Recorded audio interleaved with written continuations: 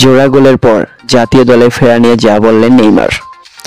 বিস্তারিত জানতে পুরো ভিডিওর সঙ্গেই থাকুন। ব্রাজিল জাতীয় দলে নেইমার জুনিয়রের ফেভারিট বিষয় নির্ভর করেছে সেটা চোট কাটিয়ে ফেরার পর ও তার ফিটনেস, ক্লাবের ব্যক্তিগত পারফরমেন্স। মঙ্গলবার সকালে জুভেন্টাসের বিপক্ষে নেইমার জোড়া গোলে সন্তোষকে জিতিয়েছেন।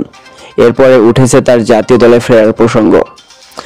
জবাব দিতে গিয়ে তিনি বল ঠেলে দিয়েছেন কার্লো আনচেলতি সহ ব্রাজিল কোচিং স্টাফের দিকে। এদিন ব্রাজিলিয়ান লিগের ম্যাচে সন্তোষ ৩-১ ব্যবধানে জয় পেয়েছে। ৩৭তম মিনিটে নেইমারের গোলে এগিয়ে যায় তারা।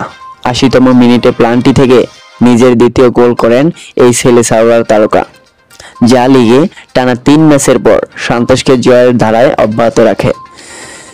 শেষ ৩ ম্যাচে তারা ২ হারের বিপরীতে ড্র করেছে একটিতে, যদিও এখন বিপদ এড়াতে পারেনি নেইমারের ক্লাব। লিগে ১৭ ম্যাচে ১৮ পয়েন্ট নিয়ে টেবিলের ১৫তম স্থানে আছে সন্তোষ। আগামী সেপ্টেম্বরে লাতিন অঞ্চলের বিশ্বকাপ বাছাইয়ে ২টি ম্যাচ খেলবে ব্রাজিল। ইতিমধ্যে বিশ্বকাপ নিশ্চিত করা আনচেলতির শিষ্যরা ৪ সেপ্টেম্বর চিলি এবং ৯ সেপ্টেম্বর বলিভিয়ার বিপক্ষে খেলবে। এর মধ্যে বিশ্বকাপে অংশগ্রহণ নিশ্চিত হওয়ার ম্যাচগুলোর চাপ কম থাকলেও বিশ্বকাপে আগে জাতীয় দলে জায়গা করে নিতে চান নেইমার।